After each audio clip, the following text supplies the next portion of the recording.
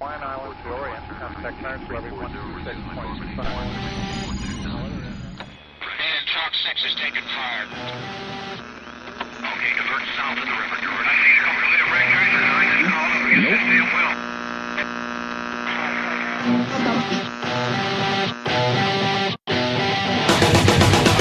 Since the dawn of the first age, by the elders it was foretold, a mighty few that would rise when needed most. Their words would inspire enlightenment among the common. As it was prophesied, it has come to pass. Everybody has a podcast. I got something. You guys are probably sick and tired of me fucking talking about it. Everybody in this general vicinity is probably sick and tired of me talking about this, but I want to talk about money. Let's talk about money. Okay, this past few months, man, I've decided I'm going to become an adult. I've literally been deciding that for the past 10 years, but go on. Yeah, and I mean, let me say, this is the first time I got serious about it. For those that don't know the past information, I hated my life for 10 years, and this is why I'm such a charming fellow now. It's because I'm out of that. But, having said that, I've decided that it's time to get my finances in order. I want to buy a house. So I got myself on a budget. And before this, I was living paycheck to paycheck, kind of like no better than anybody else. And the problem is I know I'm better than everybody. So for me to live like everybody else is bullshit because I know I'm better than everyone.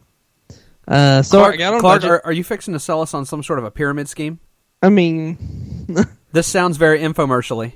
you can continue living your life the way you want, Ryan, but I'm here to show you a better way.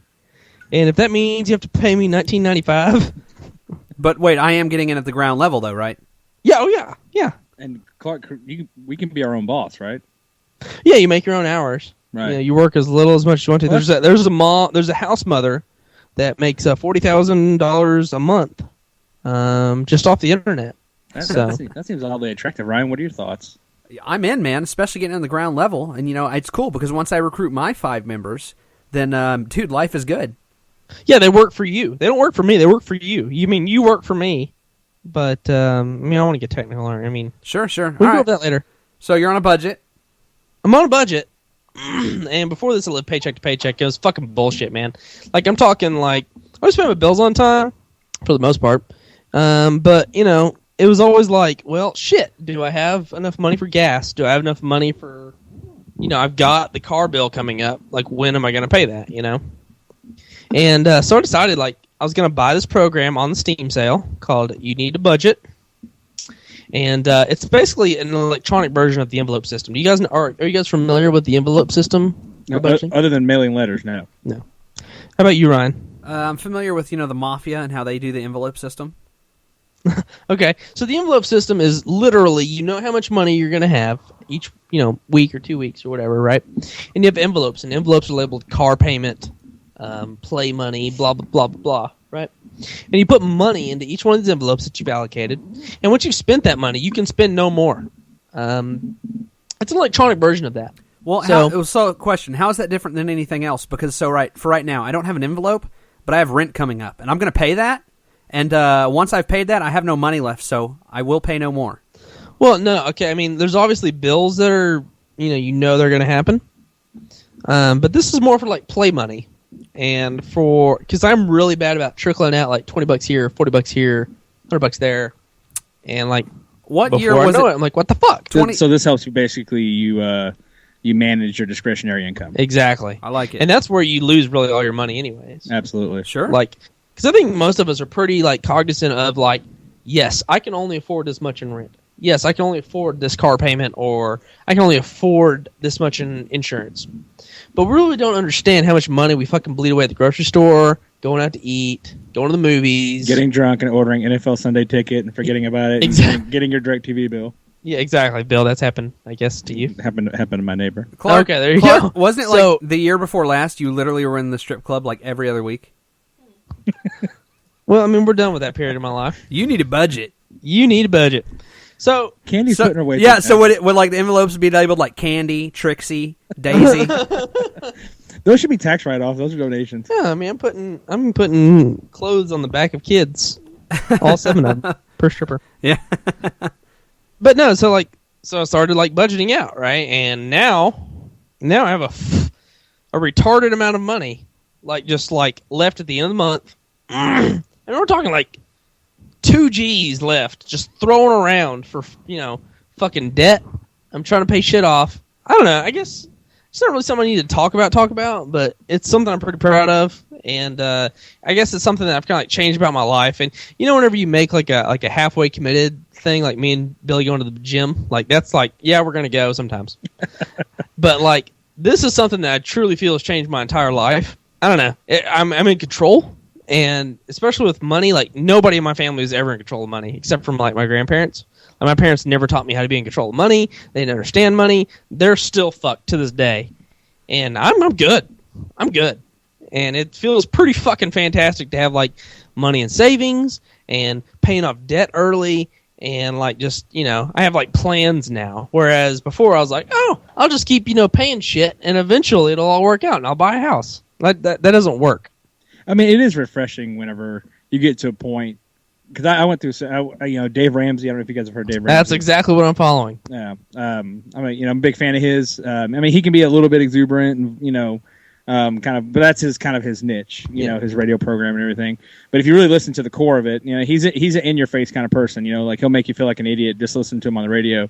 But he speaks a lot of truth, and basically what it gets to is don't live beyond your means, because the system is set up to take advantage of people who borrow. Mm-hmm. So he talks about, like Clark's saying, managing your money and really not borrowing unless you like have to. Like he said, there's a couple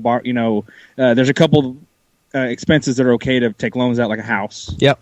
Things of that nature. But he's really against credit cards and everything. So anyway, I started following his plan. I got out of a relationship very similar like to Clark, and my first wife didn't help with the money at all. I mean, she was basically, I might as well just burned it when I made it. So I made a commitment to it, and it really is. It's really refreshing when you can look at your savings account, because for me, for a long time, savings account is just what like lawyers and bankers had. a cruel joke staring you in the face. I never really understood it. I was like, wait a minute. So I put my money in this account and I can't touch it, and that just wasn't an option. So it's refreshing when you can see that go up. And like anyone, I don't care how much you make. NFL stars are a prime example of this. These guys make millions of dollars and they're bankrupt in 3 or 4 years. Yeah. So if you're living outside your means, you're going to lose money. It's like a business. If you're spending more than you're taking in, you're going to go bankrupt. So it's very important. I think it's part of growing up. I also think. So Clark, let me ask you this, Clark. So how bad are you feeling the hurt? Like obviously now you can't eat out as much, right? Like has that been pissing you off? Have you been feeling that, or what? How's that been? Like how has it been abstaining from your former vices? Well, here's what I did. I imported my previous bank statement into You Need a Budget. And it's zero-based budgeting system where you give every dollar a job. So, like, exactly how much money you can spend on going out to eat or getting drunk or, whatever. Last month I spent almost $800 on going out and drinking and eating and, just the random bullshit. That is a lot of fucking money, dude. That's a lot of fucking money. It's a house payment. Yeah. And so I vowed to drop that down to $250. And it was okay. I realized $250 can get you a nice fucking meal with your girlfriend or by yourself or whatever once a week. Mm-hmm. A nice meal, or you can get a shitload of Taco Bell. That's $250 a month. I'm sorry if I said a week. It's a month. Mm-hmm. $250 a month for me right now is where I need to be because I'm trying to pay off debt and do some savings. The only time I really feel the crunch is whenever, because as you guys know, I still have my 3-day weekends. Friday, Saturday, and Sunday are mine. There is no, there's no ifs, ands, or buts about it.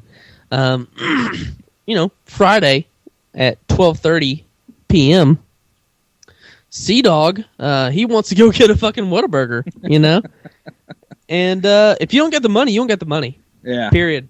And so it's really hard to just walk your ass to the kitchen and make yourself, a couple of Eggo waffles and some eggs and bacon. But once you learn that, like, by not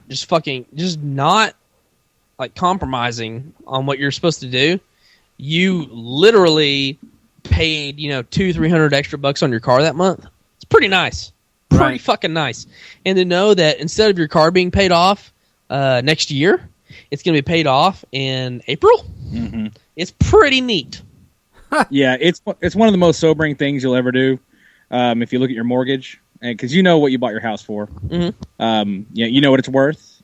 So you have that investment. Like my house I bought, I got it for a very good price, and it got appraised at a higher value even when I bought it. So I went into it thinking, oh man, I'm going to make money just by flipping it, basically. Yeah. But then I looked at my mortgage and started looking at all the interest that I pay, and it's really sobering when you look at that. And that's considered an acceptable. And of course, that depends on your interest rate. But yeah, that's important. That's an important change. My question, Clark, is how did you set up your budgets? Like, how did you say X amount of money is going to go here, X amount of money is going to go here? Well, I mean, really, the very first budget was it's fucking cluster. Like, you sit there and you're like, well, I'll just skim everything down and I'll attack debt. And you're feeling high and like on the fact that you're getting out of this fucking thing that just happened to you from age 18. You don't even understand. But then it's kind of sobering once you start like doing your research and you find out what everybody else is doing. And usually it's percentage based. So, people say your rent or mortgage needs to be 25 to 35% of your total take-home income, period. If it isn't, you're doing it wrong. Your transportation needs, which includes fuel and car payment, needs to be, 10%, 15%. So, like, there's a whole lot of people who've already figured this out. This is the power of the internet, guys, which somehow we've forgotten whenever it comes to our finances. We think we're special butterflies and, like, we can't change or we don't have the ability to, like, do something different because, like, we're just stuck because our situation is so special. But no, everybody's doing the same shit you're doing, and everybody just kind of sits down and says, look, this is what you have to budget for your take-home income. This is what you get, period. And that's kind of what I did. I fucked up my first budget. It was really, really bad. My spending money was supposed to be $250 that month. I ended up spending like $400 and something. And then the next month, I just realized it just wasn't enough. So I started Googling, and like my percentage was different. I was spending way under what I was supposed to have. You're supposed to be responsible and mildly uncomfortable versus being extremely uncomfortable and like hyper responsible. Because if you're just gonna burn yourself out, Right. So it's all about just like, fuck, I can go to Austin and I can go hang out with Ryan and we can go to Pluckers and we can like go fucking watch a movie. Like I can do that, but that's it. I can't fucking go out drinking that night as well, or I could go out drinking with Billy that night, but I can't. Go to Whataburger the next day when I'm hungover. Or kill a prostitute. Yeah, well, I mean, that's free. Because she ain't going to collect her money. Lie and rope and a shovel cost money. Point is, anybody listening out there, I'm usually like, I don't know, I'm usually the kind of the asshole / joker of the podcast, I think. But seriously, Google Dave Ramsey. It doesn't matter what financial shape you're in. You're not good enough. Fucking just Google it. Go to YouTube. They post like 5 videos a day. Just of these people that are paying off $40,000 in debt in like 6 to 9 months. And maybe you can't do that, but you can change your fucking life. You can change your fucking life.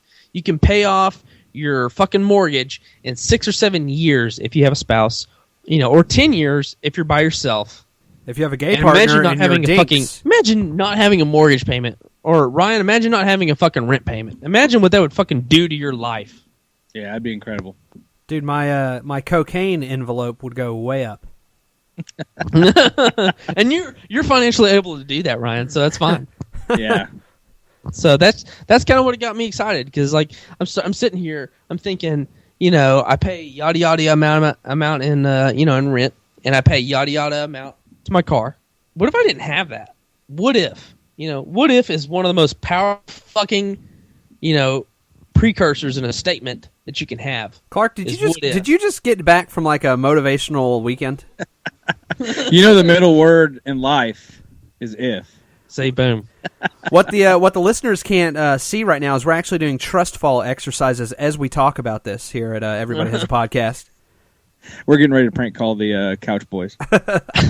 Couch Boys have never figured this out. That's what I'm getting at. Yeah. Billy. Anyways, that's all I got. But man, I'm telling you, within 3 months, which I've been following it for about 3 months, it's completely reversed my life. And I have a plan now.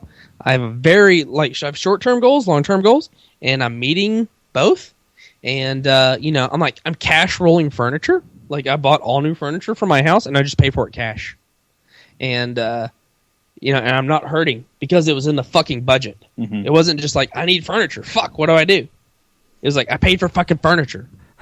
Dude, who just like gets into an emergency situation? They're like, "Fuck, I need furniture now." Well, no, there's people that like they pay monthly on furniture. No, dude, And there's that's people. fucking $125 to $200 bleeding out of your fucking money every month for Dude, the next 12 months. Rent-A-Center has some nice furniture. You just have to pay $100 a week. Yeah, fuck. Yeah, That's a lot of money. It's like That's stupid amount of money. I have one buddy I know was the repo for like Rent-A-Center, so all this fucking trash that couldn't afford their $79 a month couch, like he had to go get it back. Dude, that job it's scary, man. Because I mean, you're not walking up to nice people to take their shit back. And that reminds me to thank our new sponsor, Rent-A-Center, for bringing this segment to us. for all your used dishwasher needs. Rent-A-Center. Of course, you can't pay the $800 for the couch. So pay $100 a week for 5 years for it.